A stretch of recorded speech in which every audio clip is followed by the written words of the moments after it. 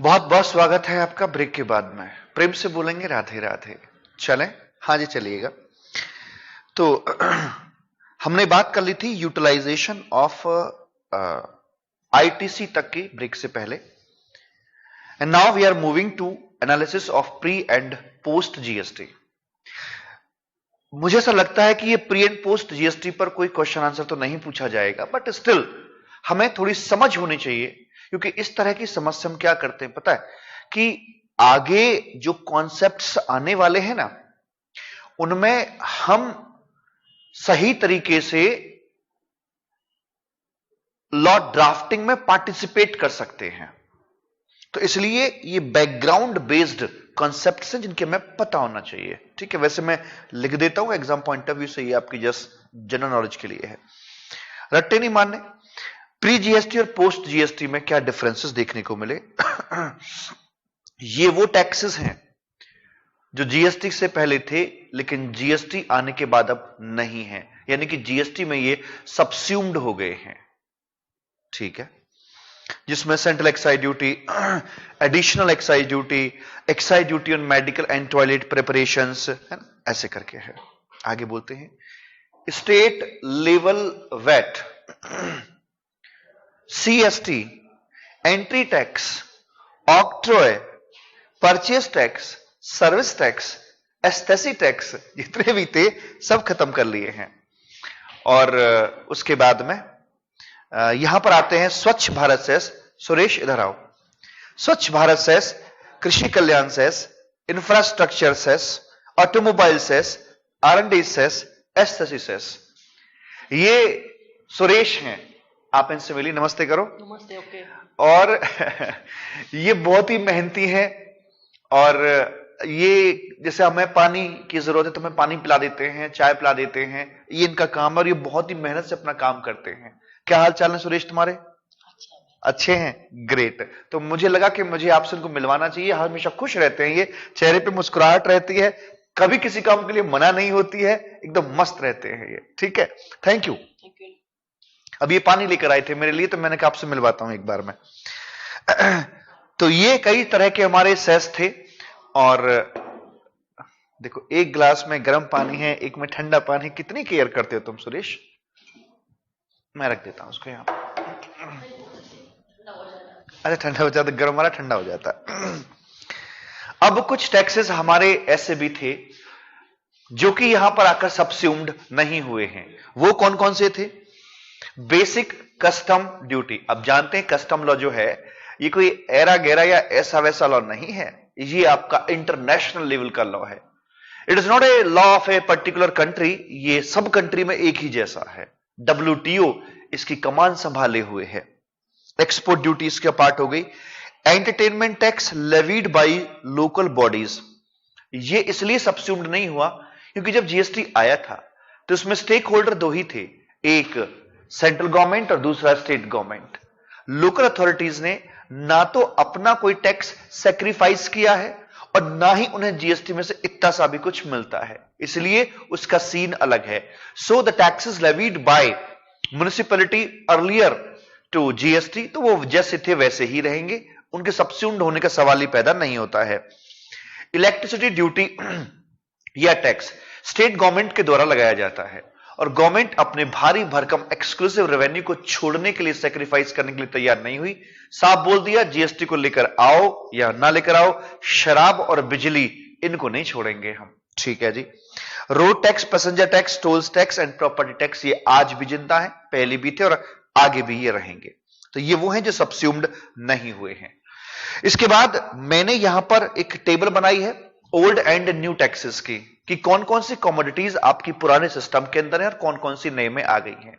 5 petroleum products जो आपके हैं और alcoholic liquor for human consumption, ये पुराने सिस्टम में ही है। लिकर की मैन्युफैक्चरिंग पर हम जानते हैं स्टेट एक्साइज ड्यूटी लगती है और बेचने पर वैट लगता है, और ये दोनों मिलाकर, भगवान झूठ ना बुलाए, जो शराब की वैल्यू होती है उससे कहीं आगे निकल जाते हैं। 80% 90% की स्टेट एक्साइज ड्यूटी लगनी एक आम बात है। ऐसे वैट लगता है, यानी कि स्टेट को भारी भरकम रेवेन्यू शराब से मिलता है, और सरकार कहती यह है कि हमने टैक्स रेट इसलिए ज्यादा कर रखा है ताकि इसकी डिमांड कम हो, डिमांड कम होगी तो देश नशेड़ी नहीं बनेगा, नशेड़ी नहीं बनेगा तो फिर ऑब्वियस सी बात है ग्रो करेगा। अरे मैं कहता हूं भाई साहब, आपने भी तो पढ़ रखा होगा ना इकोनॉमिक्स, इलास्टिसिटी ऑफ डिमांड। कुछ चीजों की जो डिमांड होती है वो इलास्टिक नहीं होती है, जो हैबिचुअल चीज होती है, लाइक टोबैको हो गया, लाइक शराब हो गई। अब इस पे आप ड्यूटी का रेट 1000% कर दो, ये तब भी उतनी ही बिकेगी। हाँ, वैसे करके है। तो alcoholic liquor for human consumption, alcohol दो तरह का होता है, एक ह्यूमन कंजम्पशन के लिए होता है और एक आपका इंडस्ट्रियल कंजम्पशन के लिए होता है। तो जो आपका ह्यूमन कंजम्पशन वाला है उसकी हम बात कर रहे हैं। जो इंडस्ट्रियल कंजम्पशन वाला है वो जीएसटी में आता है, ठीक है जी। ये इंडस्ट्रियल कंजम्पशन कहां पड़ता है सर? अरे जितने भी आपके ये सैनिटाइजर होते हैं या जो इंसेक्ट किलर आपके होते हैं, ये टॉयलेट प्रिपरेशंस जितने भी हैं, सब में अल्कोहल की क्वांटिटी मिलती है। That is used for industrial purpose, that is covered under GST ambit. लेकिन बट जो ह्यूमन कंजम्पशन का अल्कोहल है वो आपका आता है इधर, क्या बोलते हैं, स्टेट एक्साइज में और वैट के अंदर। 5 पेट्रोलियम प्रोडक्ट, भगवान झूठ ना बुलाए, आज वो सेंट्रल एक्साइज ड्यूटी और वैट के दायरे में खेल रहे हैं पेट्रोलियम प्रोडक्ट। कल को अगर ये जीएसटी की कैटेगरी में आ जाते हैं तो आज तो सेंट्रल एक्साइज ड्यूटी और वैट मिलाकर वही 42-40 के आसपास का ये सीन सेट हो जाता है इनका। कल को अगर ये जीएसटी के दायरे में आते तो जीएसटी का रेट तो 28% मैक्सिमम है। निश्चित तौर पर गवर्नमेंट का रेवेन्यू घटेगा और जनता के लिए डीजल पेट्रोल कम कीमत पर उपलब्ध हो जाएंगे, लेकिन फिर भी सरकार ये मोह छोड़ नहीं पा रही है। हालांकि लॉ में लिखा है, संविधान में भी लिखा हुआ है कि जिस दिन से जीएसटी काउंसिल चाहेगी उस दिन से आपके डीजल पेट्रोल जीएसटी की कैटेगरी में आ जाएंगे, पर अभी तक कोई चाहत जगी नहीं है जीएसटी काउंसिल के मन में। जब जगेगी तब दिखेंगे। और वैसे चुनावी मुद्दे हैं, शराब और डीजल पेट्रोल, इन्हीं के दम पर चुनाव जीत लिए जाते हैं साहब। सच कह रहे हैं आपसे हम। टोबैको ऐसे हाथ फैला के एक खड़ा हुआ है ऐसे करके, टोबैको यूं करके, ये क्या मतलब है? पैर भी फैला रखे हैं ऐसे, कह रहा मैं इधर भी रहूंगा इधर भी रहूंगा। बोलते ना, दो नाव पर पैर रखकर चलना, दोनों नाव पर पैर रखे हुए हैं इसके। ये कहता है कि जो आपका ये सेंट्रल एक्साइज ड्यूटीज पे लगती है और वैट भी इस पे लगता है, लेकिन अब वैट हटाकर उसकी जगह जीएसटी ले आए हैं, तो फाइनली सेंट्रल एक्साइज ड्यूटी और जीएसटी इसके ऊपर लगाया जाएगा। यहां चीटिंग है, मैं आपको समझाता हूं। देखो, यहां पहले ये होता था कि मान लीजिए वैल्यू 100 रुपए की है तो एक्साइज ड्यूटी उस पर आ गई, भगवान झूठ ना बुलाए, सपोज कीजिए लाइक 12%, ठीक है जी। ये आ गया 112, फिर इसके ऊपर वैट आया करता था, वैट आ गया आपका 14% से, ठीक है साहब। 112 इंटू 14%, तो ये आ गया 15.68। मैं राउंड ऑफ कर देता हूं, 16 कर देता हूं, और ये आ गया 128 करके, ठीक है जी। अच्छा, जब ये जीएसटी में आया तो यहां वैल्यू, अच्छा किसी भी प्रोडक्ट के जो जीएसटी के रेट कंसीडर किए गए हैं ना, वो by keeping in mind the consolidate rate of excise duty and VAT. तो यहां एक्साइज ड्यूटी का और वैट का मिलाकर बनता है लगभग ये आपका इस रेट तो 14% था ना सर? हाँ, 14 इसका था, 12 इसका था, तो 26% बनता है, ठीक है। तो मुझे बताइए जीएसटी में इसके नियर बाई कैटेगरी कौन सी है? सर 28%। हर एक प्रोडक्ट का रेट ऐसे ही सेटल किया गया है कि 5, 12, 18 और 28 इनमें से जोन सी भी नियर बाई कैटेगरी होगी ना, उसमें क्लासिफाई कर दिया जाएगा। तो इसी पैटर्न पर जो टोबैको है आपका, उसकी नियर बाई कैटेगरी 28% बनती है, और यहां पर इन्होंने कह दिया कि ठीक है हम 28% का जीएसटी इस पे लगा के चलेंगे। लेकिन अगर ये रेट आप पकड़ रहे हो तो मीनिंग देयर बाय कि आपका एक्साइज ड्यूटी भी खत्म हो जाना चाहिए था, लेकिन सरकार ने चीटिंग करी। यहां पर कहा कि नहीं, इसे हम खत्म नहीं कर रहे हैं, सेंट्रल एक्साइज ड्यूटी वही जैसे पहले थी लगती रहेगी। ये आ गया 112 रुपए, और कह रहे कि अब हम इसके ऊपर भाई साहब जीएसटी कैलकुलेट करके चलेंगे। कितने पर? 112 पे। यस, 112 पे 0.28 ये निकाला, और 31.36, 31 मानो राउंड ऑफ कर दिया, ये इतना यहां निकल के आ जाता है। और 112 प्लस 31 इज इक्वल टू 143, ऐसे करके मालिक बात यहां पे करा दी जाती है। तो देखिए क्या खेल खेल दिया गया है, यानी कि जीएसटी का रेट वैसे तय किया गया जैसे कि एक्साइज और वैट दोनों इसके ऊपर से हट गए हों, उसी पैटर्न पर किया गया है, लेकिन इसके ऊपर इन्होंने अलग से सेंट्रल एक्साइज ड्यूटी भी बनाए रखी है। तो सेंट्रल एक्साइज ड्यूटी एक्सक्लूसिवली जाएगी टू द सेंट्रल गवर्नमेंट, और ये जो जीएसटी आया है ये इसका बंटवारा हो जाएगा। आधा 50% सेंट्रल गवर्नमेंट के पास में चला जाता है, 50% ये स्टेट के पास में चला जाएगा। तो खूब ढंग से नाच रहे हैं टोबैको को लेकर। तो टोबैको पुराने में भी है और नए में भी है, इस प्रकार से टोबैको की गाथा यहां पर आ जाती है। ठीक है साहब, उसके बाद आगे क्या सर जी? आगे देखो, आगे बात करते हैं मेरे भूरा। आगे जो बाकी जो प्रोडक्ट हैं आपके और जितनी भी आपकी सर्विसेज बच जाती है ना, वो सब के सब रहेंगी आपके नए सिस्टम यानी कि जीएसटी में रहेंगी। तो दो कैटेगरीज, शराब और पेट्रोल डीजल, ये रहे आपके पुराने में, टोबैको दोनों जगह, और बाकी सब कुछ नए सिस्टम यानी जीएसटी सिस्टम के अंदर आ गया है। ठीक है, यस सर। आगे क्या सर जी? यहां कहते हैं अब comment on number of taxes. ज्यादा डिटेल में देखने की जरूरत नहीं है, जीके वाला पार्ट है, एग्जाम में नहीं आएगा, बस हल्का फुल्का पता होना चाहिए। पहले मल्टीपल टाइप ऑफ टैक्सेस हुआ करते थे, लेकिन अब जो टैक्सेस हैं आपके वो भाई साहब सबस्यूम्ड हो गए हैं, इसलिए नंबर ऑफ टैक्सेस कम हो गए हैं। रेवेन्यू न्यूट्रल रेट 18% के आसपास निकल के आता है।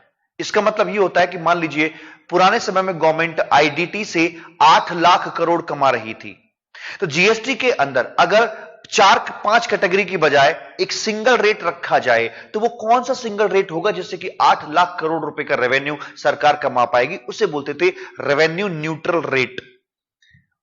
18% कुछ इस तरह के आसपास में निकल के आता है, 17 to 18% में आता है।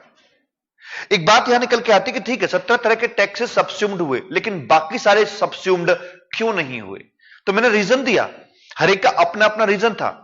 कुछ को स्टेट गवर्नमेंट रेवेन्यू को छोड़ना नहीं चाहती थी, किसी की कुछ वजह रही, किसी की कुछ वजह रही, लेकिन फिर भी जो हुआ, जितना हुआ वो सही हुआ है। होता क्या कि अगर मान लीजिए बाकी सारे टैक्सेस भी सबस्यूम्ड हो जाते तो जीएसटी के अंदर टारगेट्स हमारे बढ़ जाते। मतलब पुराने समय में अगर शराब वराब का रेवेन्यू भी जोड़ दिया जाए तो शायद 12 लाख करोड़ के आसपास का पहुंचेगा। 12 लाख करोड़ अगर हमें इधर से कमाना है तो हमारा revenue neutral rate might be go high, और रेवेन्यू न्यूट्रल रेट अगर हमारा हाई जाएगा तो जीएसटी फेलियर के चांस बन जाते। इसलिए जितने टैक्स सबस्यूम्ड हुए बिल्कुल ठीक है, यही होना चाहिए था, जो हुआ सही हुआ। टैक्सेबल इवेंट, पहले हर एक प्रकार के टैक्सेस की या ड्यूटीज की अपनी टैक्सेबल इवेंट हुआ करती थी। सेंट्रल एक्साइज ड्यूटी हो गई भाई साहब, उसके लिए मैन्युफैक्चरिंग हुआ करती थी कि मैन्युफैक्चरिंग होगी तो हम ऐसे करके चलेंगे। वैट कहता था कि अगर इंट्रा स्टेट सेल होगी तो मैं लग जाऊंगा। सीएसटी कहता था कि अगर इंटर स्टेट सेल हुई तो मैं आ जाऊंगा, आप चिंता मत करना, मैं आ जाऊंगा। अलग अलग टैक्सेबल इवेंट थी, सबको भगवान ने दिया जोड़े बनाकर भेजे हैं। तो टैक्सेस की भी अपनी अपनी टैक्सेबल इवेंट हुआ करती थी, एक घटना हुआ करती थी। कभी कभी दुर्घटना हो जाती है अगर मैचिंग ठीक ना हो तो। अब यहां पर आकर क्या हुआ है, सभी तरह के टैक्सेस को एक थैले में बंद कर दिया गया है, सभी को सबस्यूम्ड कर दिया, कंसोलिडेट कर दिया है। तो सभी प्रकार की जो टैक्सेबल इवेंट हैं वो भी आपकी कंसोलिडेट हो गई हैं। सेल हो, बार्टर हो, एक्सचेंज हो, रेंटिंग हो, लीजिंग हो, ये सबको सप्लाई बोल दिया गया है। कुछ ऐसे कि एक थैला लिया गया है और पुरानी जितनी भी टैक्सेबल इवेंट थी सबको इकट्ठा करके उस थैले में डाल दिया गया, और थैले के ऊपर लिख दिया गया है सप्लाई, सप्लाई और supply, because now supply is the taxable event, ऐसे बोल दिया जाता है मेरे बच्चा। ठीक है सर। लेकिन एक मैन्युफैक्चरिंग नाम की एक आपकी टैक्सेबल इवेंट हुआ करती थी, उसको हमने जीएसटी में कैरी नहीं किया है, क्योंकि in the history of indirect taxation only 20% जो झगड़े हुए आज तक वो सिर्फ और सिर्फ एक शब्द पर है, मैन्युफैक्चरिंग। 1944 से लेकर 2017 तक लगभग 72 ईयर्स हो गए, 72 साल हो गए, लेकिन हमें यह नहीं पता लग पाया था कि मैन्युफैक्चरिंग कहते किसे हैं। अगर पता लग जाता ना तो इतने सारे सुप्रीम कोर्ट लेवल पे झगड़े ना हो रखे होते, हम समझ नहीं पाए मैन्युफैक्चरिंग क्या है।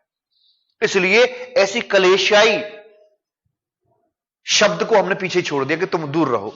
तो इसी के चलते मैं आपको बताऊं, जो जीएसटी है वो वैट, सीएसटी और सर्विस टैक्स, इन तीनों का कॉम्बिनेशन है। एक्साइज लॉ का कोई भी कॉन्सेप्ट इधर कैरी फॉरवर्ड नहीं किया गया है, क्योंकि उसकी टैक्सेबल इवेंट ही नहीं आई थी। टैक्सेबल इवेंट ही नहीं आई, उसकी जान, उसका जिगर का छल्ला ही नहीं आया, तो फिर बाकी क्या आएगा? एक्साइज का प्रोविजन। ठीक है, यहां पर आगे बढ़ते हैं जरा। टैक्सेबल इवेंट की बात हो गई, अब बात करते हैं साहब कास्ट कटिंग की भी बातें होती हैं, और एक छोटी सी बात यहां पर और निकल के आ रही है, और वो बात है अपनी स्टॉक ट्रांसफर को लेकर। स्टॉक ट्रांसफर को लेकर पुराना सिस्टम क्या बोलता था? वो ये बोलता था, जैसे मान लीजिए एमपी के ग्वालियर में ना एक कंपनी है टेवा एपीआई। रॉ मटेरियल से वो मेडिसिन पाउडर तैयार करती है।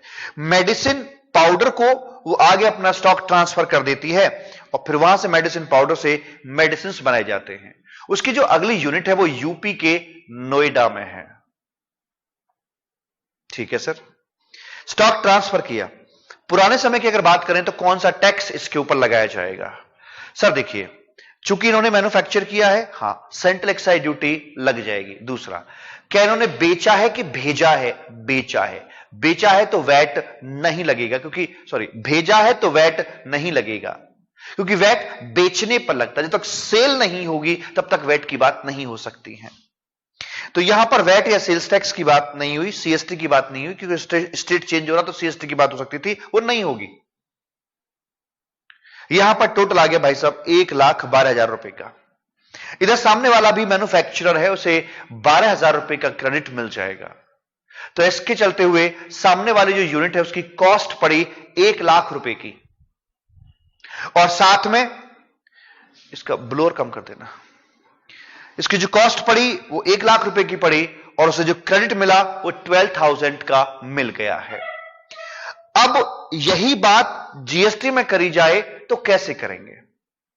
तो इसके लिए कहा गया भाई साहब कि देखिए, जब यहां जीएसटी के अंदर आकर ये किया जाएगा तो B2B सप्लाई है। B2B का मतलब होता है कि सामने वाली पार्टी रजिस्टर्ड है।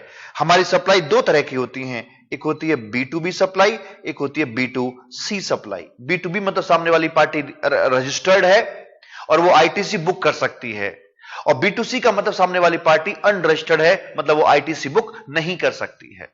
वैसे वास्तव में एक छोटी सी बात मैं आपको और बताऊं, जब तक ट्रांजैक्शंस B2B चलती रहती है ना, तब तक सरकार को कोई भी रेवेन्यू नहीं मिलता है, क्योंकि जब B2B ट्रांजैक्शन होगी तो एक ने यहां से जीएसटी भरा, सामने वाले ने क्रेडिट कैच कर लिया, फिर ये अपना टैक्स भरेगा और सामने वाला रजिस्टर्ड व्यक्ति उसे क्रेडिट के रूप में इन कैश कर लेगा। तो पे किया, क्रेडिट लिया, पे किया, क्रेडिट लिया, पे किया, क्रेडिट लिया, 1000 ट्रांजैक्शन हो जाए B2B, लेकिन सरकार को एक ढेला नहीं मिलने वाला है। जब आखिरी ट्रांजैक्शन होती है B2C ट्रांजैक्शन होगी ना, वहां पर सरकार को रियल में रेवेन्यू मिलता है, क्योंकि उसके बाद अब सरकार को आगे क्रेडिट देने की जरूरत नहीं पड़ती है। Are you getting my point? Yes sir. तो यहां पर आकर बोला गया कि एक सप्लाई है, स्टॉक ट्रांसफर बेचना एक सप्लाई है, और यहां पर ये निकल के आया जी अपना 1 लाख रुपए का। जहां तक सवाल जीएसटी रेट का, तो वो कितना निकल के आएगा, तो मैं आपको बताना चाहता हूं। देखिए, यहां पर जो सेल्स टैक्स या वैट का रेट हुआ करता था वो अपना 14% का था, एक्साइज 12%, तो वही 26% के आसपास का केस इनका जो जीएसटी जो पुराने टैक्स का लोड इतना पड़ता था। तो 26 के नियर बाई जो कैटेगरी निकल के आएगी वो 28% की आएगी, तो अकॉर्डिंग इस पे 28% का जीएसटी लगा दिया जाता है। ये फिगर बन जाती है 1,28,000 रुपए की। सामने वाली पार्टी को क्रेडिट अवेलेबल होगा कि नहीं होगा? हां, हो जाएगा। उसने क्रेडिट ले लिया अपनी किताबों के अंदर आकर 28,000 रुपीज का, इसकी भी नेट कॉस्ट 1 लाख पड़ती है। जरा कंपेयर करके देखिए पहले और दूसरे केस को। कॉस्ट यहां भी 1 लाख की पड़ती थी, कॉस्ट यहां पर भी 1 लाख की है, लेकिन फिर भी एक डिफरेंस है। डिफरेंस क्या है? पहले हमारा क्रेडिट के रूप में पैसा 12,000 रुपए ब्लॉक होता था, for the time like 1 month block हो गया, पैसा क्रेडिट के रूप में फंसा रहेगा। लेकिन अब हमारा पैसा 28,000 क्रेडिट के रूप में महीने भर तक ब्लॉक रहेगा। तो सर क्या फर्क पड़ गया? फर्क यह पड़ गया कि हमारा पैसा ज्यादा ब्लॉक हो गया। ज्यादा ब्लॉक हो गया तो हमें वर्किंग कैपिटल की नीड पड़ेगी। हमें वर्किंग कैपिटल की, मतलब पैसे नहीं हमारे पास में, वर्किंग कैपिटल के लिए चलाने के लिए हमें बैंक से ना शॉर्ट टर्म लोन्स लेने पड़ जाएंगे, उस पर हमारा इंटरेस्ट का लोड आएगा। आप कहोगे सर क्या डिफरेंस, 16,000 ही तो है। हां बाबू, जरा बड़े लेवल पर देखना। इस 12,000 को 12,000 करोड़ कर दे, 28,000 को 28,000 करोड़ कर दे, तो इसका मतलब यह हो गया कि आपका 16,000 करोड़ रुपया एक्सेस महीने भर के लिए ब्लॉक हो गया। ब्याज लगाओगे कई 100 करोड़ निकल के आ जाएगा भाई साहब, भगवान झूठ ना बुलाए।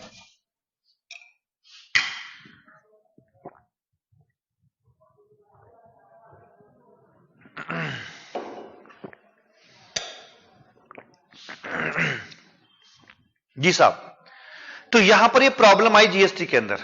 लोगों ने जीएसटी काउंसिल से कहा कि साहब ये क्या, जीएसटी की वजह से ब्लॉकेज ज्यादा हो रही है, और ब्लॉकेज इसलिए हो गई क्योंकि रेट बढ़ गया था। पहले एक्साइज लगती थी, वैट नहीं लगता था, लेकिन अब जीएसटी है तो वो सप्लाई पे लगेगा और स्टॉक ट्रांसफर सप्लाई होता है।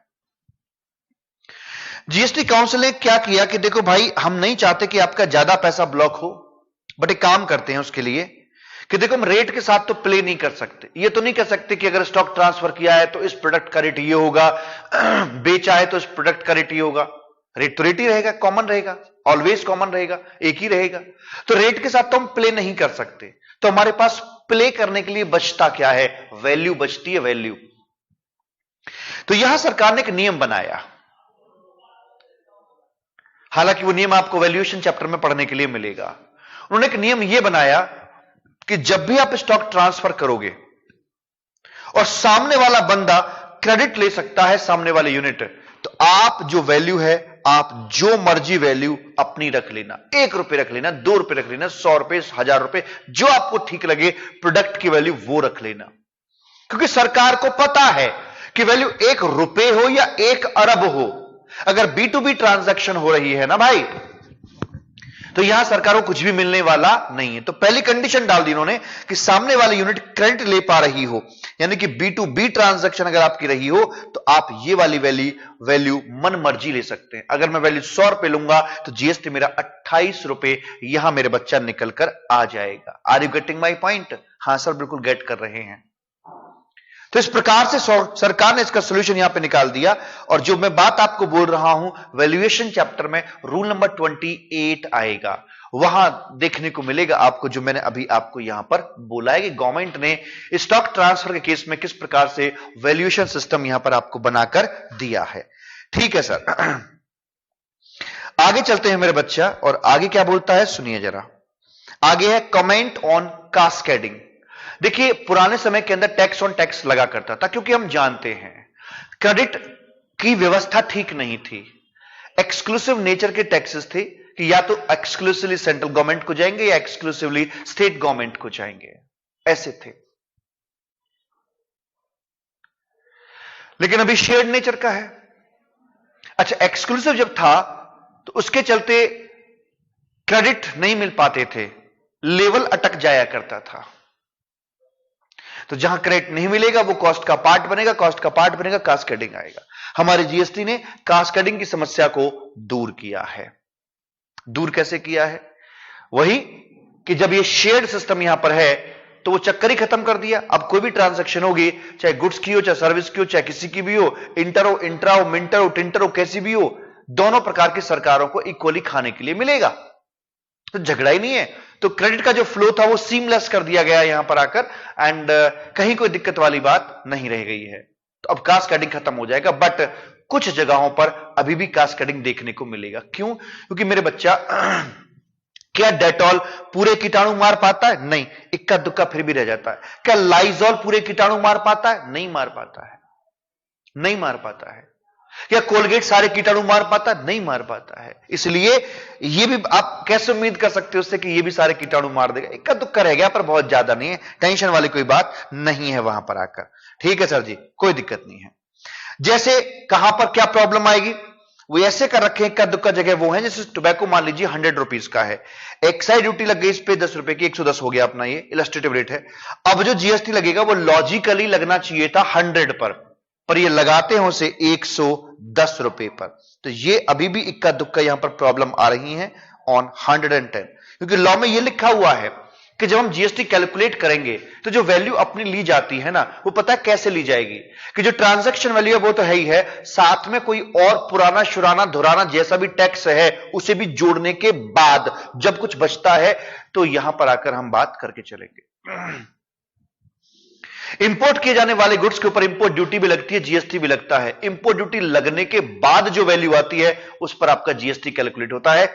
यही है कि कुछ जगहों पर आज भी कास्केडिंग हमें देखने को मिलता है। ठीक है सर।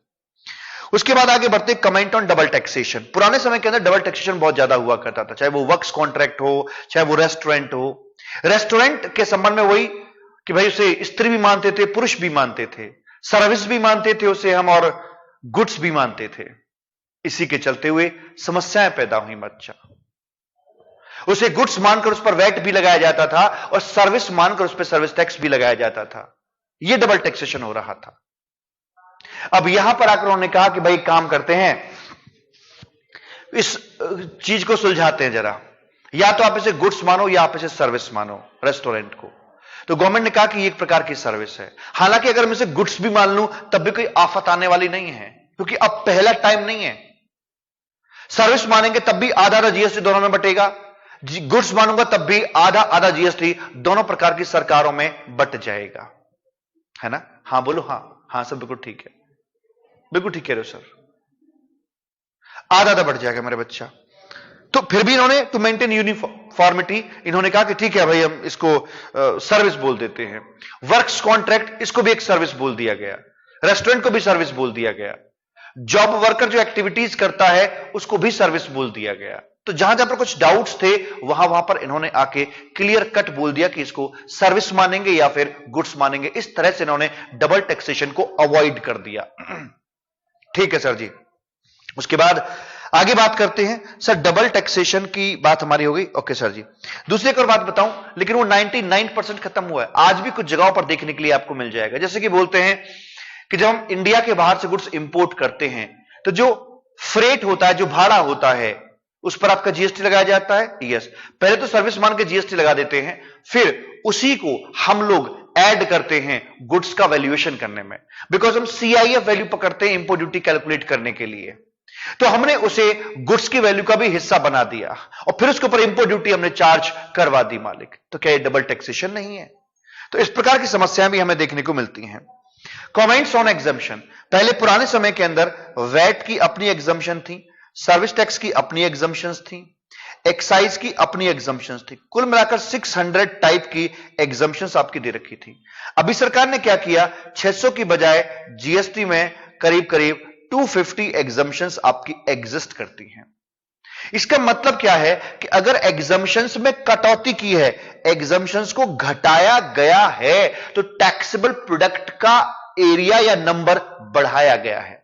अगर टैक्सेबल गुड्स और सर्विस का नंबर बढ़ाया गया है और मैं मानता हूं कि उतना ही रेवेन्यू हमें पाना हो, तो टैक्स बेस रैशनलाइज्ड हो गया। कैसे, मैं समझाता हूं। मान लीजिए इस कायनात के अंदर 2000 प्रोडक्ट हैं साहब, पुराने सिस्टम के अंदर 600 में से एग्जेम्प्ट थे और 1400 ये आपके टैक्सेबल कैटेगरी में आया करते थे। अब यहां पर क्या हुआ, अब जीएसटी आने पर मान लो वही 2000 हैं, इसमें से 250 आपके एग्जेम्प्टेड है, 1750 ये आपके टैक्सेबल हैं। पहले इन 1400 को दिया जाता था टारगेट कि आप लेकर आओ 8 लाख करोड़। अब वही टारगेट मिलेगा इनको, आपको लेकर आना है 8 लाख करोड़। तो ओवरऑल टैक्स का जो बर्डन है वो स्प्रेड हुआ, ज्यादा पर स्प्रेड हुआ। इसे बोलते टैक्स रैशनलाइज्ड आपका हो गया, डिस्ट्रीब्यूट हो गया ज्यादा प्रोडक्ट के ऊपर। ऐसा नहीं किसी एक पे लोड आ रहा हो। तो ये यहां पर डिफरेंस देखने को मिला। कमेंट करते हैं ऑन कंप्यूटेशन पे। पहले चूंकि अलग अलग एक्ट अपने हुआ करते थे, इसलिए कंप्यूटेशन के मेथड्स भी आपके अलग अलग थे। वैट में अलग कैलकुलेशन थी, सर्विस टैक्स में अलग कैलकुलेशन थी, एक्साइज में अलग कैलकुलेशन हुआ करती थी, है ना। लेकिन जीएसटी में आके सब इकट्ठे हो गए हैं, तो अब इकट्ठा इनका वैल्यूएशन करवा दिया जाता है। जैसे कि 4 भाई थे, अलग अलग रह रहे थे, अभी सबको इकट्ठा रहने का मौका मिला है, ज्वाइंट फैमिली बनाकर रहने का मौका मिला है। Yes sir. जहां तक सवाल है रेट्स का, तो 4 रेट अपने बेसिक हैं, 5, 12, 18, 28, और कुछ एक अपने और भी कैटेगरी आती हैं, जैसे कि जेम्स एंड ज्वेलरी सेक्टर के लिए 0.25% से लेकर 3% तक ही अपना जाता है। कुछ लग्जरी आइटम कार्स के लिए 28% के साथ साथ उसमें कॉम्पनसेशन सेस, जिसकी मैंने चर्चा करी आपसे, वो भी यहां पर लिया जाता है मेरे बच्चा। और उसके बाद कमेंट ऑन रिवर्स चार्ज। पुराने समय में रिवर्स चार्ज का जो कॉन्सेप्ट था वो सिर्फ सर्विसेज के ऊपर लगा करता था, लेकिन करंट सिस्टम के अंदर ये जो रिवर्स चार्ज का जो फंडा है ये आपका सर्विसेज के साथ साथ गुड्स के ऊपर भी एप्लीकेबल करा दिया गया है। ओके, आगे है comment on point of taxation या टाइम ऑफ सप्लाई। पहले सर्विस टैक्स पे टाइम हुआ करता था पॉइंट ऑफ टैक्सेशन, ये सप्लाई डे होता है बेसिकली। जैसे हर तरह के डे नहीं आते, जैसे mother's day, father's day, valentine's day, अलग अलग डे होते हैं। एक डॉगी का भी डे आता है, तो क्या सप्लाई का डे नहीं आएगा? आएगा। ऐसे होता है एक सप्लाई डे, क्योंकि बोलते हैं कि जिस महीने में आपका सप्लाई डे फॉल करेगा उस महीने के अगले महीने की 20 तारीख को आपको जीएसटी भरना होता है। तो उसी सप्लाई डे को ढूंढने के लिए हमारे पास कुछ टूल्स हैं, उन टूल्स को बोलते हैं पॉइंट ऑफ टैक्सेशन, बोले जाते थे सर्विस टैक्स में, और सर्विसेज के लिए ये एप्लीकेबल हुआ करते थे। पुराने समय में गुड्स के लिए पॉइंट ऑफ टैक्सेशन जैसी कोई चीज नहीं हुआ करती थी, लेकिन करंट सिस्टम के अंदर आकर, जीएसटी में आकर, यह बात खुल के आई। पहली बात तो यह कि जो आपका ये पॉइंट ऑफ टैक्सेशन शब्द थे इनको बदला गया टाइम ऑफ सप्लाई, या सप्लाई टाइम कह लो, सप्लाई डे कह लो आप इसे, ये बदला गया। और ये गुड्स के साथ सर्विसेज के साथ साथ अब ये आपके गुड्स के ऊपर भी एप्लीकेबल होंगे। बेसिकली किया क्या है कि थे तो पहले सर्विस के लिए, अभी भी सर्विस के लिए हैं, लेकिन उनको थोड़ा सा मोटेटिस मोटेंडिस, थोड़ा बहुत काट छांट कर उन्हीं नियम कानून को गुड्स के ऊपर भी अप्लाई इन्होंने करवा दिया है। कमेंट ऑन प्रोसीजरल पार्ट, ये क्या है सर? ये वो है लाइक प्रोसीजरल पार्ट के अंदर मैं बताऊं, भगवान झूठ ना बुलाए, कि जितने ज्यादा रजिस्ट्रेशन, पहले ज्यादा रजिस्ट्रेशन हुआ करते थे, अब जितने ज्यादा रजिस्ट्रेशन होते हैं समस्याएं उतनी ही बढ़ती हैं। मूवी देखोगी किस किस को प्यार करूं, रजिस्ट्रेशन शादी की तरह होता है, जैसे 4 रजिस्ट्रेशन मतलब 4 पत्नियां हैं, सबको हिसाब देना है, सबको हिस्सा देना है ना, सबके लिए अलग अलग घर बनाना है, सारे काम अलग अलग करने हैं। तो यहां पर आकर ये बोलते हैं कि भाई साहब पहले जो था सब एक्ट अलग थे, रजिस्ट्रेशन अलग अलग थे, तो दिक्कतें बहुत ज्यादा थी। अभी चूंकि कंसोलिडेशन हो गया है, रजिस्ट्रेशन भी एक ही है, अब सारा काम इकट्ठा एक ही चूल्हे पर हर व्यक्ति की रोटियां सेकी जा सकती हैं, ऐसा बोल दिया गया है। आगे बोलते हैं need for GST in India. ये थ्योरेटिकल क्वेश्चंस हैं, 4 बेसिक बातें हैं, cascading, double taxation, multiple taxes and multiple procedure. वही 4 बातों घुमा फिरा के लिखा जा सकता है कि इंडिया में जीएसटी की जरूरत क्या पड़ी, या पुराने सिस्टम के अंदर क्या कमियां थी। 4 पिलर के नाम मैंने फिर से एक बार लिख दिए हैं आपके लिए, multiple taxes, multiple procedure, cascading, double taxation. Benefit क्या है जीएसटी के? अगर यह भी मुझे पढ़ाना पड़ा तो अब तक जो पढ़ाया उस पर लानत है। जीएसटी के फायदे 4 फायदे यही हो गए, नो डबल टैक्सेशन, जब फायदे गिनवाएंगे तो यही बोलेंगे नो, हालांकि मुझे पता कि कद का जगह पे आएगा, नो कास्केडिंग, कद का जगह पे आएगा, लेकिन यहां पर 1 नेशन 1 लॉ, यानी कि मल्टीपल टैक्स नहीं है, 1 है, मल्टीपल कंप्लायंस नहीं है, इकट्ठे ही हैं सारे के सारे। इससे गवर्नमेंट के रेवेन्यू में भी वृद्धि होगी, विन विन सिचुएशन सबके लिए है। मेक इन इंडिया को बूस्ट मिलेगा, क्योंकि किसी भी कंट्री का अगर टैक्सेशन सिस्टम शानदार है ना, तो उस कंट्री की तरक्की को कोई रोक नहीं सकता है। देशी के साथ साथ विदेशी लोग भी अपना कारोबार करने के लिए उस कंट्री में आते हैं। वही सारी बातें आपके बेनिफिट्स के अंदर लिखी हुई हैं। तो ये बातें एग्जाम में नहीं पूछी जा रही हैं, बट फिर भी हमारा फर्ज बनता है कि पहले चैप्टर के अंदर ये बातें आपको बताई जाए। जीएसटी कहां से आया, कैसे आया, ये भी जीके का क्वेश्चन है। सबसे पहले इसका जो जन्म हुआ था वो फ्रांस में हुआ था। कब? 1954 में, फ्रांस में। लगा लो 1954 से लेकर अब जाकर हमारे इंडिया के लगभग 70 सालों में, 65 कह लो, 65 इयर्स में इंडिया तक आया है फ्रांस से। कितने पीछे हैं हम जीएसटी को इंप्लीमेंट करने में। यहां पर एक केलकट टास्क फोर्स थी, उसने रिकमेंड किया था कि भाई जीएसटी नेशनल लेवल का होना चाहिए, जैसे सिंगापुर में होता है कि भाई एक ही है। मतलब आपको मैं समझाऊं, वो ये कह रहे थे कि हमारे इंडिया के अंदर सिर्फ आईजीएसटी होना चाहिए था। ट्रांजैक्शन इंट्रा हो या इंटर हो, मिंटर हो, टिंटर हो, पिंटर हो, जैसी मर्जी हो, सिर्फ आईजीएसटी लगता। सारा पैसा सेंट्रल गवर्नमेंट के पास में जाता, और सेंट्रल गवर्नमेंट आधा पैसा अपने पास रखती, आधा डेस्टिनेशन स्टेट को दे देती। जो डायरेक्टली सीजीएसटी एसजीएसटी चार्ज करके डायरेक्टली पे किया जा रहा है, वो नहीं होना चाहिए था। अगर मैं कहूं कि सिर्फ एक आईजीएसटी रह जाए हर ट्रांजैक्शन के लिए, तो जीएसटी शायद बहुत आसान हो जाएगा। लेकिन इस बात के लिए स्टेट नहीं माने, इस बात के लिए स्टेट्स नहीं माने। उन्होंने साफ कह दिया, साहब साफ कह दिए साहब, बात ऐसी है कि अगर हम तुम्हारे ऊपर डिपेंडेंट हो जाएंगे ना, तो इस तरह से मतलब हमने अपने हाथ कटवा लिए। मतलब सीधा सा ये है भाई साहब, भैया जी, कि एक बात बताओ, आपने मुझे पैसा दिया, ठीक है, आप मुझे मेरी वेबसाइट पे आके crajkumar.com वहां आके डायरेक्ट पैसा पे करो, तब मुझे अच्छा लगेगा, या फिर आप ये पैसा किसी थर्ड पार्टी को पे करो, उसके बाद वो पैसा मेरे पास में आए, मुझे वो अच्छा लगेगा? नहीं सर, डायरेक्ट अच्छा लगेगा। तो इसके लिए बोला गया यहां पर आकर कि भाई आईजीएसटी में क्या है कि पैसा हमें घूम कर मिलता है, हमें सेंट्रल गवर्नमेंट के पास हाथ फैला के रखना पड़ता है। मोर ओवर हमारा वेट डिपार्टमेंट के जो अधिकारी वो बेरोजगार हैं, उनका क्या होगा? वो कहां जाएंगे? इतनी बड़ी आर्मी हमारे पास में, हजारों कई हजार लोग हमारे पास में, उनका क्या करेंगे?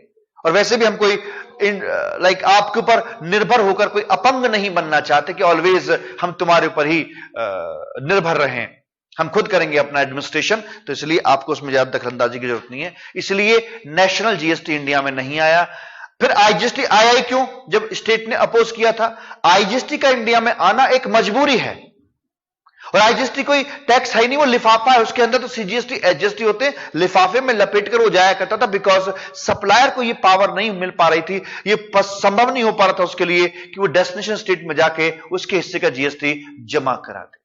इसलिए ऐसा यहां पर मेरे बच्चा किया गया। प्रेम से बोलेंगे राधे राधे। ठीक है सर, आगे क्या है? आगे है आपका यहां पर जीएसटी नेटवर्क। क्या है मेरे बच्चा? GST network. GST is a company. GST एक कंपनी है। मैं आपको समझाता हूं इसमें क्या हुआ मेरे बच्चा।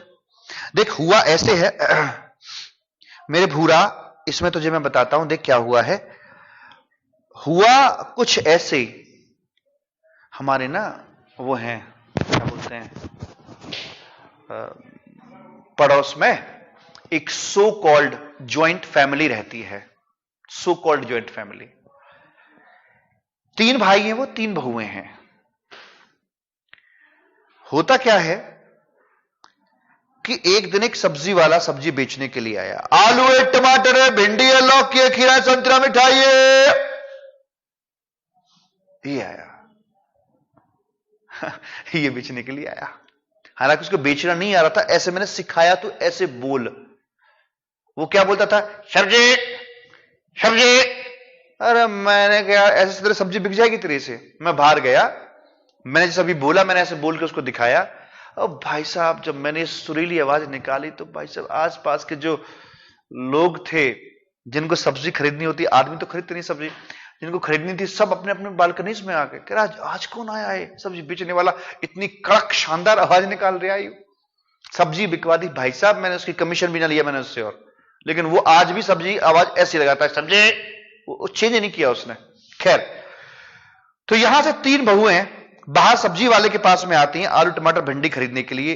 ये आई, पैसे दिए, सब्जी ले गई। दूसरी आई, पैसे दिए, सब्जी ले गई। तीसरी आई, पैसे दिए। हमने कहा भाई ये क्या किया तुमने? इस सब्जी वाले को पता लग गया कि घर में कोई ज्वाइंट फैमिली नहीं रह रही है ना, ये सब अलग अलग है, अलग अलग चूल्हे इनके रखे हुए हैं, अलग अलग गैस स्टोव इनके रखे हुए हैं। दिक्कत वाला काम है भाई। अगर ये ऐसा कर, एक सब्जी वाला जरा सी देर में पता लगाकर चला गया कि घर के अंदर चल क्या रहा है, फॉग तो नहीं चल रहा, पता लगा गया। हां सर, क्या करना चाहिए था मैं बताऊं? बीच में कर्टेन डालना चाहिए था। कर्टेन, कर्टेन कैसा? इनमें से कोई एक जाती और बाकी 2 के लिए भी सब्जी वो खुद लेकर आती, वही पैसे दे आती, और यहां अंदर आकर आप चाहे लड़ो झगड़ो सर फोड़ो आपस में बांट लेते, जिसके हिस्से में जितने पैसे आए वो कर लेते। तो अपना हिसाब किताब अपने घर के अंदर करो, बाहर की दुनिया में क्यों दिखाते हो, है ना? यही सिस्टम हमारी सरकार का है। जैसे कि आपका जो जीएसटी पोर्टल है, हम जानते हैं उसे डेवलप किया है इन्फोसिस ने। इन्फोसिस ने मांगे 1500 करोड़ रुपए, 1500 करोड़ रुपए। ये पैसा कौन देगा?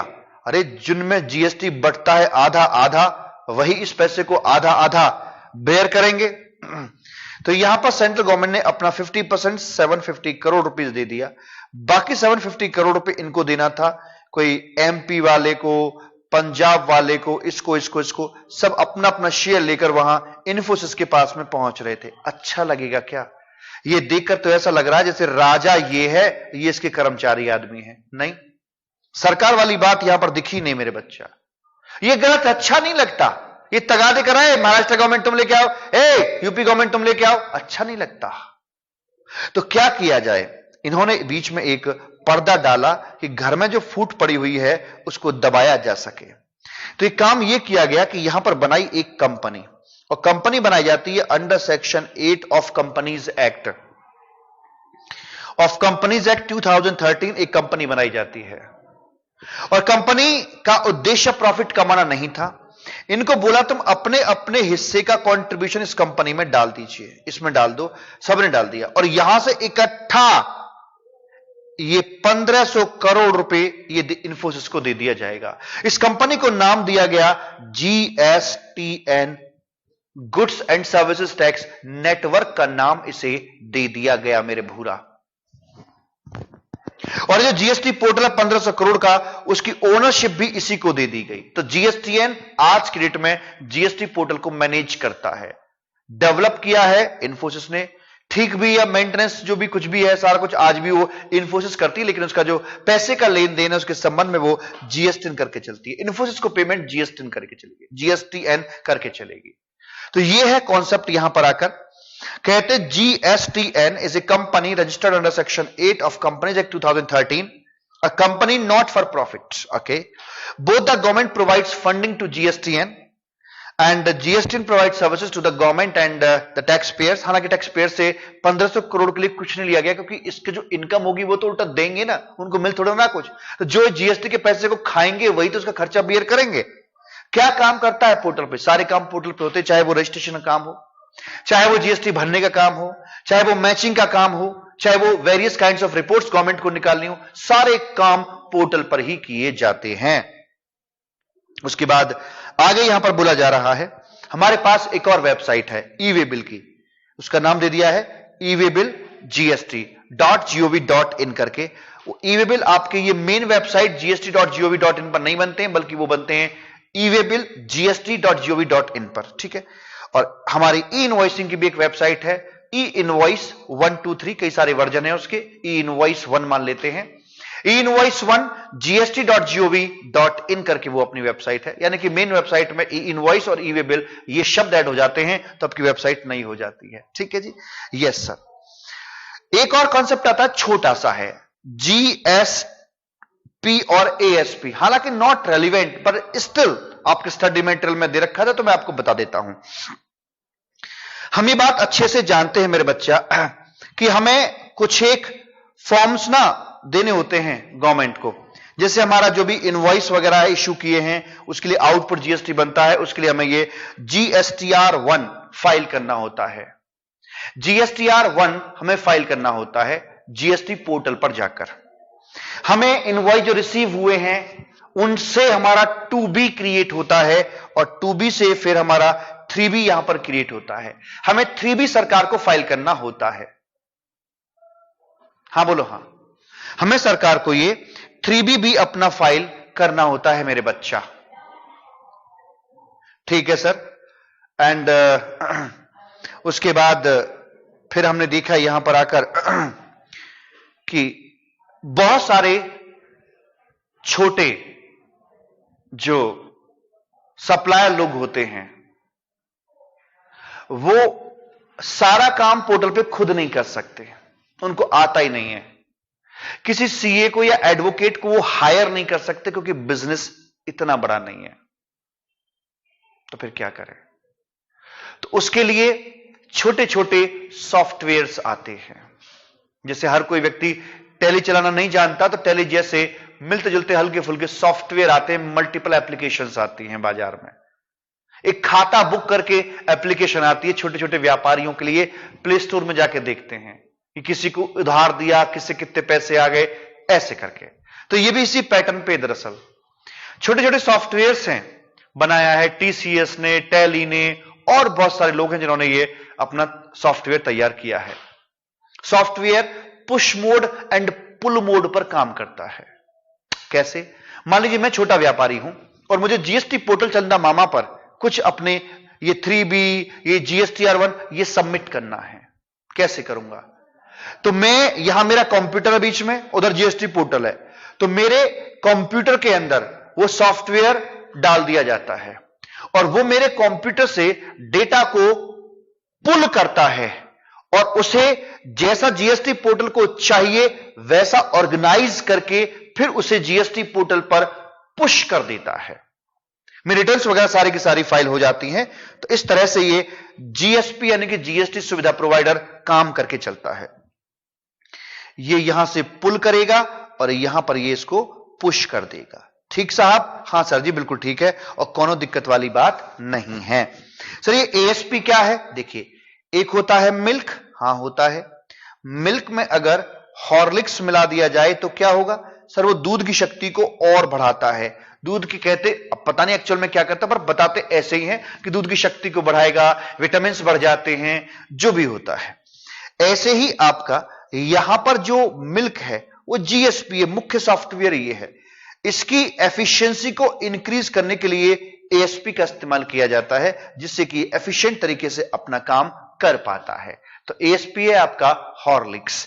ओके सर जी, तो यही बात यहां पर आपकी दे रखी थी कि किस तरह से काम करके चलते हैं एएसपी और आपके ये जीएसपी। एग्जाम के लिए नॉट रेलिवेंट, बट पता तो होना चाहिए ना यार कि मैटर आखिरकार क्या है। इस तरह से आपका जो चैप्टर है मेरे बच्चा मेरे भूरा, यहां पर आकर ये कंप्लीट हो जाता है। और प्रेम से बोलेंगे राधे राधे। ठीक राधे? हां सर जी, एकदम ठीक है और कोनो दिक्कत वाली बात हमें तो दूर दूर तक है नहीं, और दिक्कत तो भाई साहब होनी चाहिए भी नहीं। मैं आपको बताऊं, भगवान झूठ ना बुलाए, दिक्कत करके तुम कर भी क्या लोगे? हैं? दिक्कतों से हो भी क्या जाएगा? अपना सिर्फ नुकसान करोगे और कुछ भी नहीं कर सकते हो।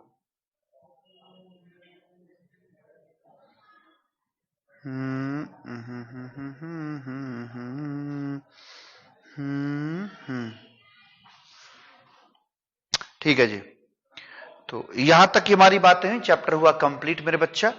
तो आइए एक बार हल्की सी नजर से पूरे चैप्टर का रिकैप लिए लेते हैं और उसके बाद हम आपसे विदाई लेंगे।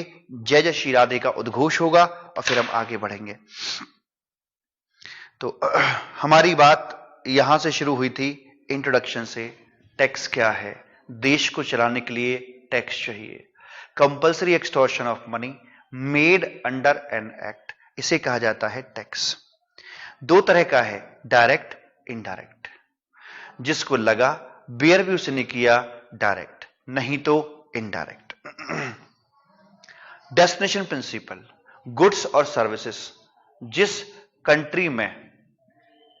कंट्री में आपके कंज्यूम किए जाते हैं, जहां उनका डेस्टिनेशन होता है, उसी सरकार को टैक्स खाने का अधिकार मिलता है, कलेक्ट करने का अधिकार मिलता है। उसके बाद फिर सीएसटी कॉन्सेप्ट आया, सेंट्रल सेल्स टैक्स। सेंट्रल ने इसलिए बनाया ताकि स्टेट के बीच में यूनिफॉर्मिटी मेंटेन की जा सके। फिर पैसा जो जाएगा वो स्टेट को जाएगा, क्योंकि संविधान ने बोला था कि सेल ऑफ गुड्स का रेवेन्यू स्टेट्स को जाएगा। कौन से स्टेट को जाएगा? देना चाहते थे डेस्टिनेशन को, पर मजबूरी थी, दे नहीं पा रहे थे, इसलिए ओरिजिन स्टेट को दे दिया गया। जीएसटी आने पर ज्यादा बवाल या प्रॉब्लम क्रिएट की थी आपके जो मैन्युफैक्चरिंग स्टेट है, महाराष्ट्र, तमिलनाडु, ये, क्योंकि इनका सीएसटी का जो रेवेन्यू था वो लॉक हो गया। ओरिजिन स्टेट मैन्युफैक्चरिंग स्टेट थे, सीएसटी का अच्छा खासा रेवेन्यू मिलता था, जो अब जीएसटी में अब कंज्यूमिंग स्टेट को मिलेगा। पहले महाराष्ट्र से माल दिल्ली जाया करता था तो सीएसटी महाराष्ट्र को मिलता था। अभी क्या होगा? महाराष्ट्र से गुड दिल्ली जाएगा तो जीएसटी कंज्यूमिंग स्टेट यानी दिल्ली को दिया जाएगा। तो पहले क्या था कि जो स्टेट कमाऊ था, मैन्युफैक्चरिंग वाला था, वो संपन्न होता था।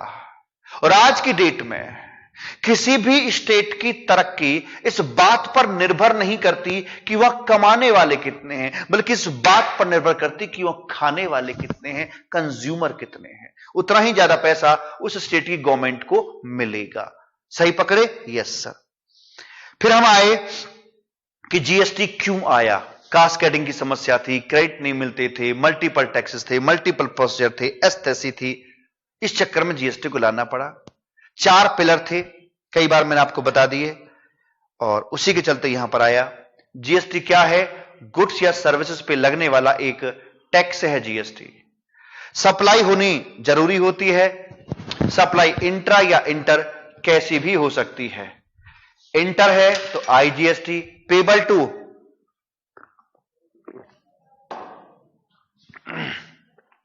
टू सेंट्रल गवर्नमेंट है, पेबल टू सेंट्रल गवर्नमेंट है, और सेंट्रल गवर्नमेंट आधा डालेगी सीजीएसटी फंड में और बाकी आधा एसजीएसटी फंड में, जो डेस्टिनेशन स्टेट वाला है उसके फंड में डाल दिया जाएगा।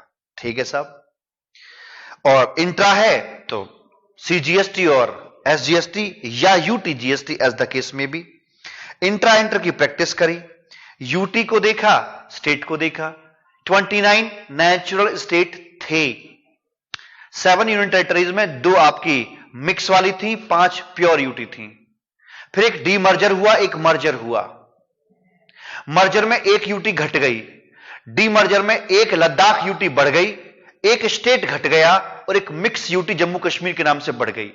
सारा कुछ करने के बाद natural state 28, mix UT 3, Delhi Pondicherry and Jammu Kashmir, और जो आपकी प्योर यूटी हैं वो भी फाइनली एक जुड़ी, एक बड़ी एक घटी, वो भी आपकी 5 हैं। तो कुल मिलाकर मिक्स यूटी को भी डीम्ड स्टेट बुलाते हैं। तो 28 + 3 31 स्टेट्स हैं, 5 यूनियन टेरिटरी हैं। अलग अलग एक्ट बने हुए हैं। क्रेडिट का कॉन्सेप्ट देखा, निचोड़ ये निकला कि ये कुछ और नहीं, वैल्यू एडिड टैक्स है। जो जितनी वैल्यू ऐड कर रहा है उसे उतना टैक्स यहां पर देना पड़ रहा है। जिसने जितना दर्द सहा है उतना चैन भी पाया है, और चलो बुलावा आया है और माता ने बुलाया है। शाबाश। ऐसे करके हमारी बात कही हुई यहां पर आकर, लेकिन फिर भी हम नेट अप्रोच नहीं लगा सकते क्योंकि जीएसटी का रेट इक्वल्स नहीं है इनपुट आउटपुट साइड में। अगर होते तो नेट अप्रोच लगाई जा सकती थी। फिर हमने यहां पर देखा कि भाई यूटिलाइजेशन क्या है, तो उसमें बोलते कि सीक्वेंस आपको मैंडेटरली फॉलो करके चलना है। उसमें यह कहा जाता है मेरे बबुआ कि भाई देखो ऐसा है कि ऐसा है कैसा है जी? अरे सुनो हमारी बात। ऐसा है कि first of all credit of IGST will be used for the payment of, अपने के लिए आईजीएसटी बचेगा तो सीजीएसटी एसजीएसटी में किसी भी रेशियो में किसी भी तरीके से इस्तेमाल कर सकते हैं। जब आईजीएसटी खत्म हो जाए, निबट ले, अब नंबर आएगा सीजीएसटी का। सीजीएसटी पहले अपने के लिए बचेगा तो आईजीएसटी के लिए, फिर एसजीएसटी का नंबर आएगा, पहले अपने के लिए बचेगा तो आईजीएसटी के लिए, ऐसे एसजीएसटी की तरह यूटीजीएसटी पहले अपने के लिए बचेगा तो आईजीएसटी के लिए इस्तेमाल करवा दिया जाएगा। फिर यहां से एनालिसिस किया गया, पहले पुराने क्या थे, नए क्या थे, फिर सारा पॉइंट बाइज पॉइंट हमने देखा। स्टॉक ट्रांसफर को लेकर इश्यूज थे, फिर स्टॉक ट्रांसफर की समस्या का कैसे समाधान किया गया वो भी हमने देखा। पर ये जो चीज थी जो देखी हमने ब्रेक के बाद में, ये वाली, ये एग्जाम के लिए इंपॉर्टेंट नहीं थी, बट फिर भी जीएसटी आया है, नया आया है। आप तो नया ही पढ़ के चल रहे हैं, इंटर में पढ़ा होगा आपने बट उस समय का भूल गए, तो आपको ये बताना बेहद जरूरी है क्योंकि आगे जो कॉन्सेप्ट्स आएंगे, बहुत सारे कॉन्सेप्ट्स की रीजनिंग पुराने लॉ से निकलकर आती है, इसलिए पुराने लॉ के बारे में हल्की फुल्की नॉलेज होनी आपको जरूरी है। जीएसटी के बेनिफिट वही 4 बेनिफिट, डबल टैक्सेशन नहीं है, कास्केडिंग नहीं है, मल्टीपल टैक्स नहीं है, मल्टीपल प्रोसीजर्स नहीं है, वो सारी बातें आगे मेरे बच्चा। जेनेसिस बताया कि पहले यहां आया था, फिर उसके बाद में ये नेशनल की सिफारिश की गई थी, वो नहीं हुआ, फिर इसको यहां पर टेबल्ड किया गया। 2016 में इसको मालिक कॉन्स्टिट्यूशन ने हरी झंडी दे दी थी, फिर यहां बिल बन के तैयार हुए मार्च में, और जुलाई से नंद के आनंद भयो जय कन्हैया लाल की, फिर आ गया आपका जीएसटीएन। जीएसटीएन के अंदर आकर बोला कि भाई एक कंपनी है और जो जीएसटी पोर्टल को संभालती है, जीएसटी पोर्टल इस कंपनी ने गोद ले रखा है। ठीक है जी, और जीएसटी पोर्टल सारा काम आपका करके चलता है, और ये है आपके जीएसपी एएसपी। मैं आपको क्लासेस के दौरान जीएसटी पोर्टल भर भर के कराऊंगा। अभी इंटरनेट यहां पर है तो मैं दिखाता हूं आपको, gst.gov.in है। मेरे पास अपनी खुद की 2 कंपनीज हैं, उन 2 कंपनीज के डेटा के साथ हम प्ले करके चलेंगे मालिक। जैसे यहां पर मैं लॉगिन करता हूं, मेरी पहली कंपनी आभास एजटेक प्राइवेट लिमिटेड यहां पर आ गई, मैंने लॉगिन किया, पासवर्ड डाला और कैप्चा फिल कर देता हूं 3400 और 73। भगवान झूठ तो बिल्कुल भी ना बुलाए। ठीक है जी, लॉगिन हमने कर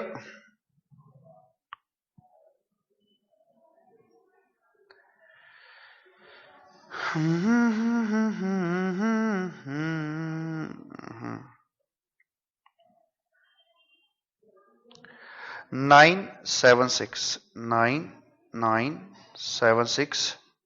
326 ये बोलेगी। अब यहां देखिए इसके कितने सारे ये आपके ऑप्शंस दे रखे हैं। डैशबोर्ड है, सर्विसेज है, सर्विसेज के आगे जीएसटी लॉ है और डाउनलोड, सर्च टैक्स पेयर, ये वो आगे है ई इनवॉइसिंग। इनवॉइसिंग का टैब है, यहां से ई इनवॉइसिंग की वेबसाइट पर जा सकते हैं। ठीक है, ये यहां आपकी ये मेन वेबसाइट है। जो सर्विसेज हैं उसमें registration, ledgers, e cash ledger, e credit ledger, e liability register वो आएंगे, returns, payments, user services, refunds, e way bill. E way bill की वेबसाइट नहीं है, यहां से ई वे बिल की वेबसाइट पे जंप कर जाएंगे। सारे टैब को खोल खोलकर अंदर क्या होगा सारी बात करके चलेंगे। नया रजिस्ट्रेशन कैसे लेना है सीखेंगे।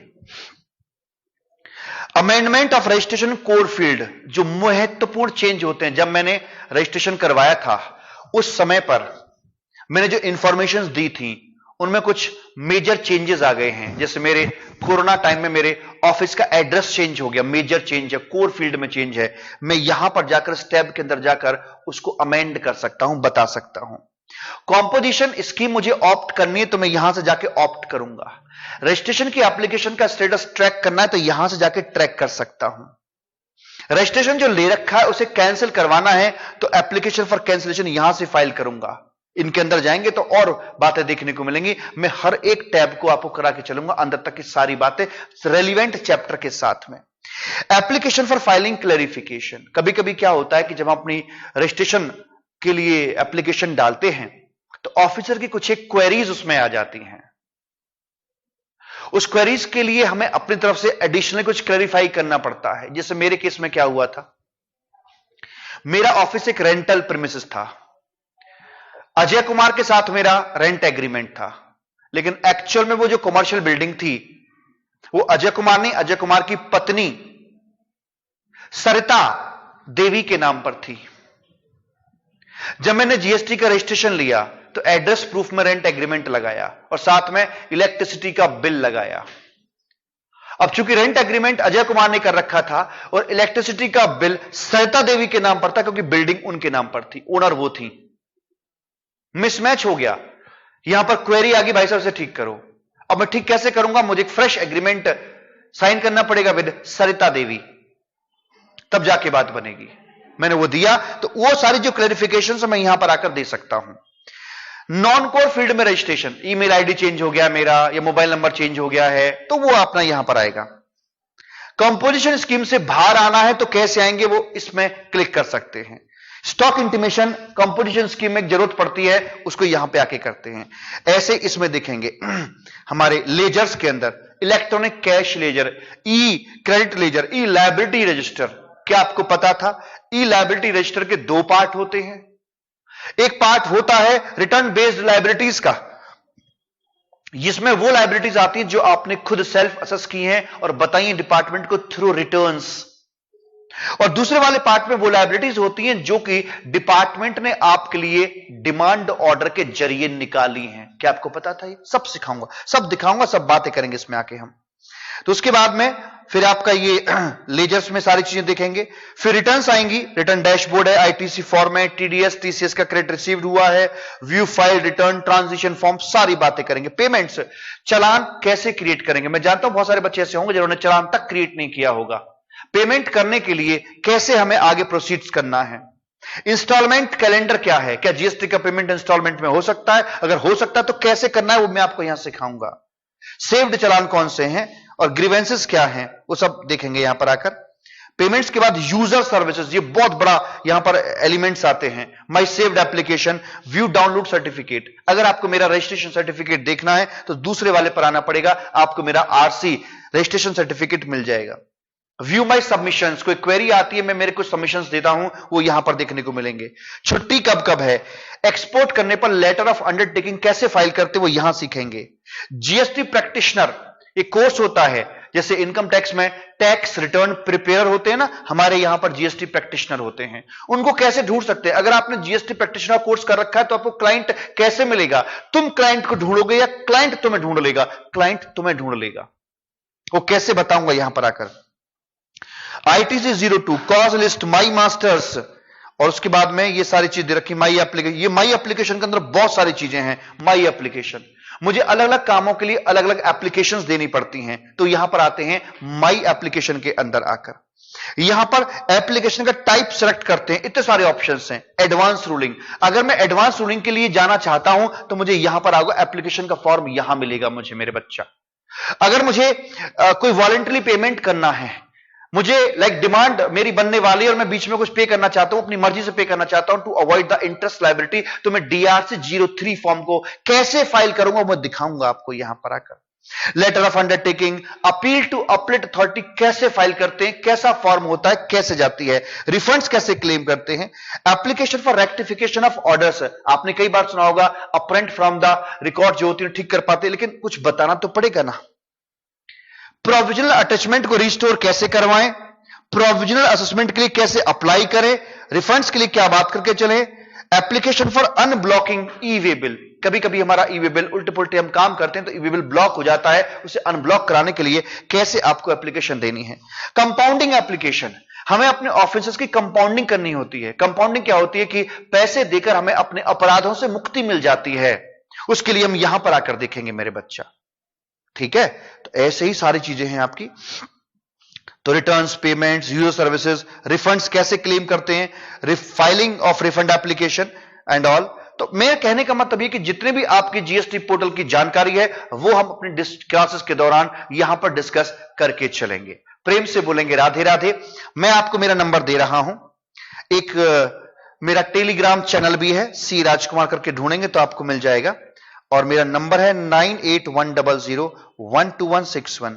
C राजकुमार क्लासेस के नाम से यूट्यूब चैनल है। लाइक भी करें, सब्सक्राइब भी करें और घंटी भी बजाएं और उस पे बेल आइकन मतलब को प्रेस करें, और कोई वीडियो आए शेयर भी करें और उसे लाइक भी करें। 5 काम हो गए, ये काम 5 आपको वहां पे जाकर करने हैं।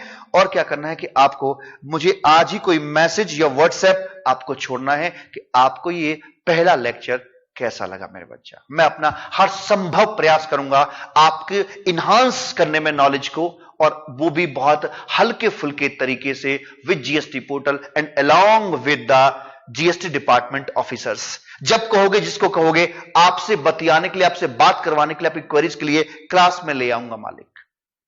आज के लिए इतना ही, बहुत बहुत धन्यवाद। हंसते रहिए, मुस्कुराते रहिए।